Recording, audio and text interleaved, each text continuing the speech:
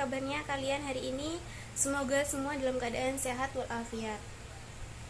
Nah, pada video kali ini saya akan melanjutkan ke bab berikutnya, yaitu tentang bab haji dan umroh. Namun, pada video kali ini di sini saya akan membahas tentang bab haji terlebih dahulu. Kemudian di video berikutnya saya akan membahas tentang bagian umroh.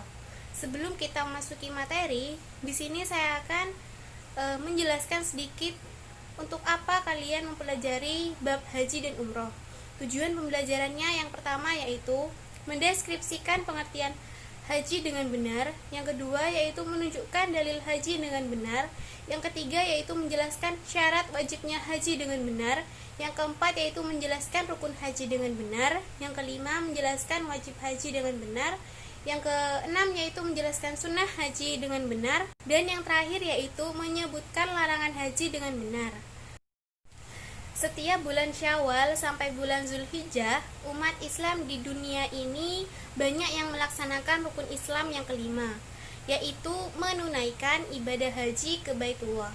Nah, menunaikan ibadah haji ini merupakan sesuatu yang amat dirindukan bagi setiap muslim, baik yang belum pernah maupun yang sudah berkali-kali melakukannya. Nah, mereka berniat dengan sengaja mengunjungi Ka'bah untuk mengerjakan ibadah yang meliputi wukuf, tawaf, sa'i, tahallul, dan ibadah-ibadah lainnya dengan mengharap ridho dari Allah.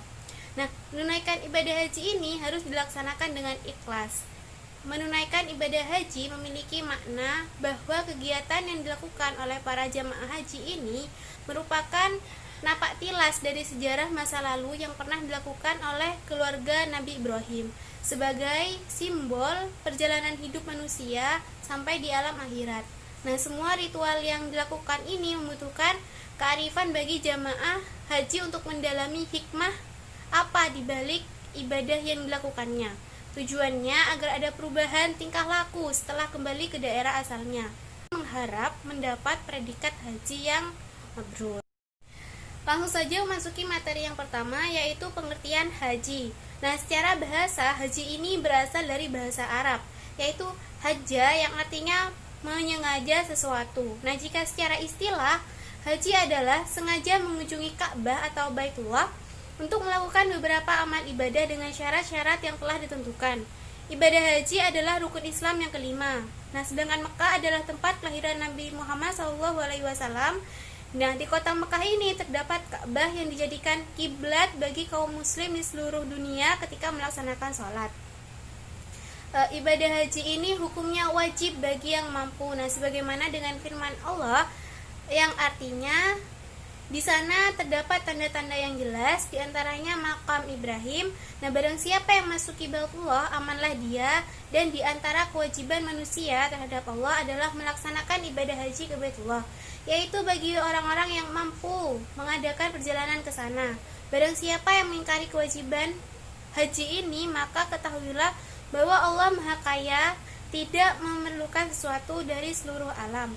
Quran Surat Ali Imran ayat 97.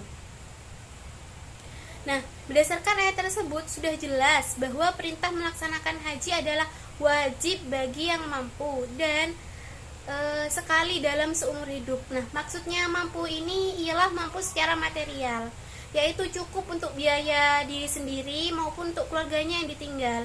Nah, dan mampu secara fisik atau sehat selama melaksanakan ibadah haji. Nah, di samping dua hal tadi, juga tersedianya transportasi yang aman menuju ke Mekah.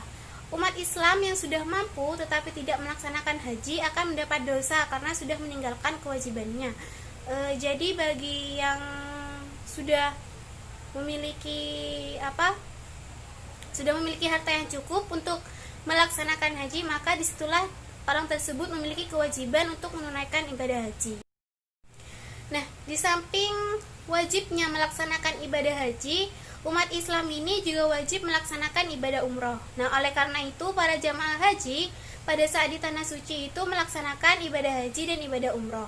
Nah, adapun tata cara pelaksanaannya itu ada 3 macam. Yang pertama yaitu ifrad, yaitu mengerjakan haji terlebih dahulu, setelah itu baru mengerjakan umroh. Yang kedua yaitu tamattu. yaitu mengerjakan umroh terlebih dahulu, sesudah itu baru mengerjakan haji. Nah, yang ketiga kiron, yaitu mengerjakan haji dan umroh secara bersama-sama. Selanjutnya yaitu apa saja syarat-syarat wajib haji?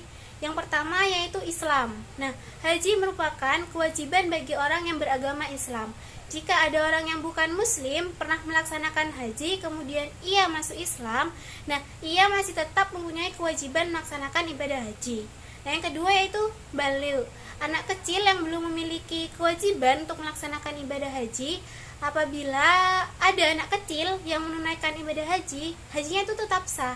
Namun tidak, hal ini bukan kewajibannya, seperti itu. Nah, artinya kalau misalnya dia itu sudah dewasa, dia itu masih mempunyai kewajiban untuk menunaikan ibadah haji. Nah, apabila orang itu mampu. Nah, selanjutnya yaitu yang ketiga berakal sehat. Orang yang akalnya sehat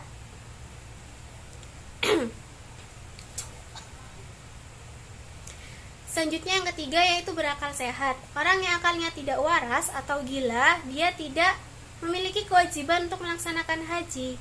Nah, orang yang semacam ini tidak mempunyai kelayakan untuk mengerjakan ibadah. Nah, apabila orang gila ini menunaikan ibadah haji, nah hajinya itu tidak sah. Nah, selanjutnya yang keempat yaitu merdeka. Melaksanakan haji bagi hamba sahaya itu adalah tidak wajib. Nah, ibadah haji ini adalah ibadah yang lama temponya, juga memerlukan perjalanan yang jauh dan diisyaratkan. Maksudnya diisyaratkan dengan kemampuan dalam bekal kendaraan. Nah, hal ini mengakibatkan terabaikannya hak-hak majikan yang berkaitan dengan hamba-hamba sahaya. Yang kelima yaitu mampu. Adanya kesanggupan fisik, materi, dan keamanan dalam melaksanakan ibadah haji. Nah, selain kesanggupan secara materi, fisik itu juga perlu. Jadi sebelum melaksanakan ibadah haji itu biasanya terlebih dahulu tes kesehatan. Kita itu dicek kesehatannya, nanti di sana itu kita kuat atau tidak melaksanakan ibadah haji.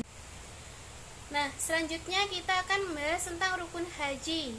Nah, agar haji yang kita laksanakan ini menjadi sah, kita harus melaksanakan rukun haji.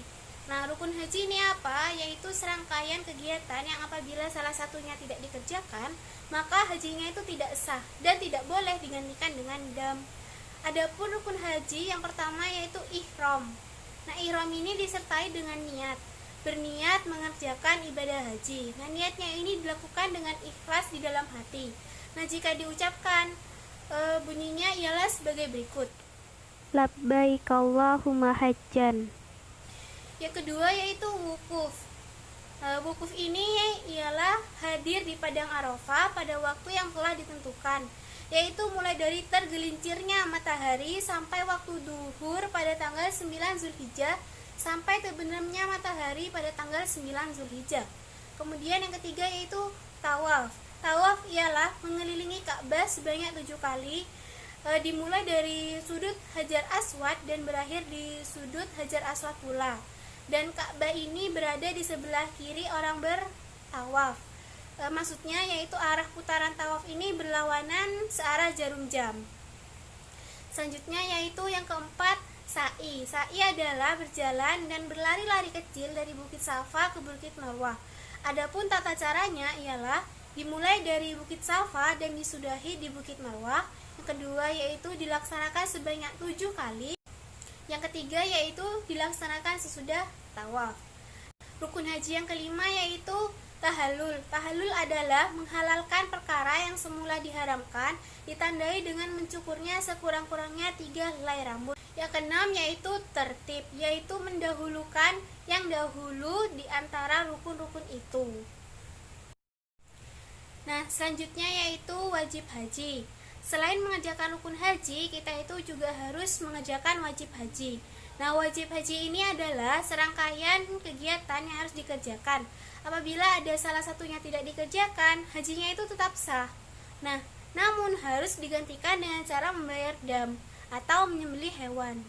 Adapun wajib hajinya ialah sebagai berikut.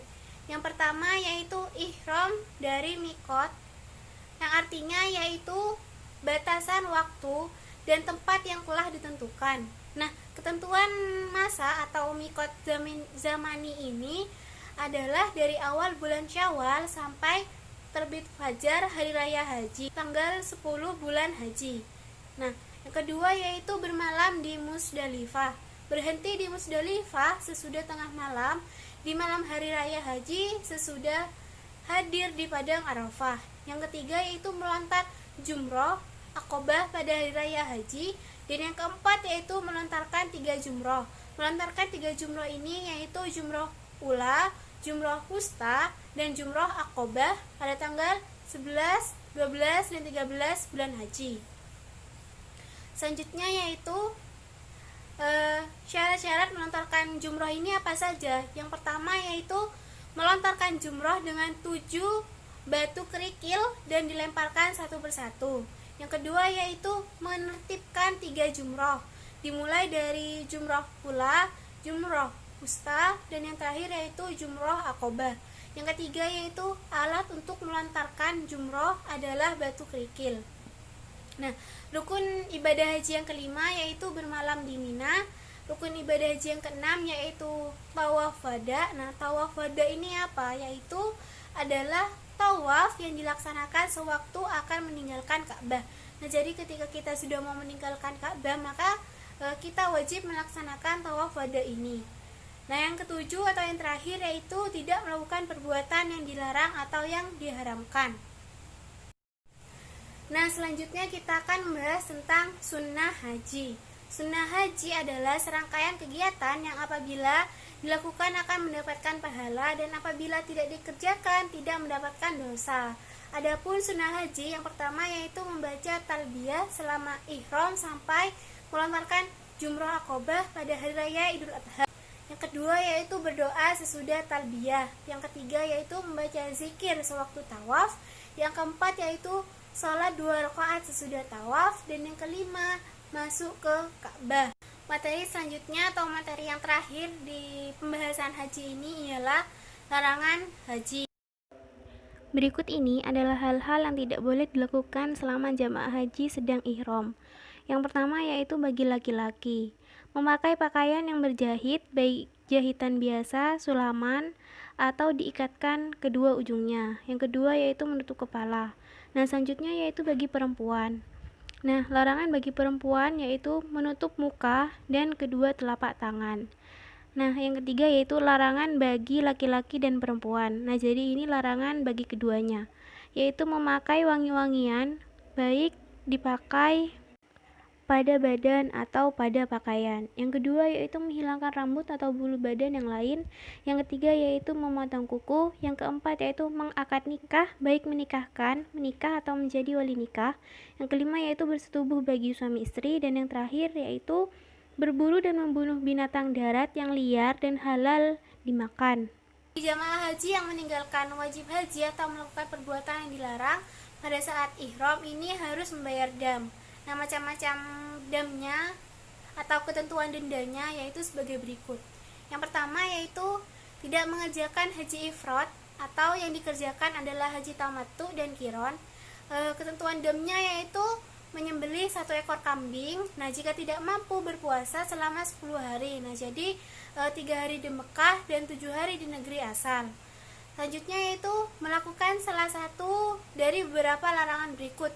Yang pertama yang mencukur rambut, yang kedua memotong kuku, yang ketiga memakai pakaian yang dijahit, yang keempat yaitu memakai wangian, yang terakhir yaitu bersetubuh sesudah tahallul pertama.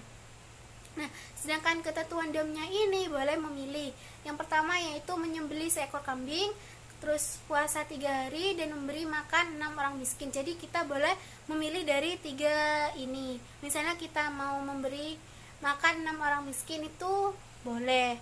Nah, selanjutnya itu berhubungan suami istri sebelum tahallul pertama atau larangan yang dapat membatalkan haji. Nah, ketentuan dam atau dendanya yaitu menyembelih 1 ekor unta. Nah, jika tidak mampu menyembelih 1 ekor sapi. Nah, kalau tidak mampu juga 7 ekor kambing. Nah, pelaksanaan penyembelihan dam ini harus di Mekah. Nah, jadi penyembelihannya ini harus di Mekah, tidak boleh di negeri asalnya. Selanjutnya yaitu berburu dan membunuh binatang liar. Ketentuan damnya yaitu menyembelih binatang berupa unta, sapi, atau kambing yang sebanding dengan binatang yang dibunuh. Selanjutnya yaitu terlambat datang. Ketentuan domnya yaitu bertahalul atau mencukur rambut dan menyembelih seekor kambing. Cukup sekian untuk video kali ini. Sampai jumpa di video berikutnya. Semoga ilmu yang saya berikan ini bermanfaat bagi semua. Kurang lebihnya mohon maaf.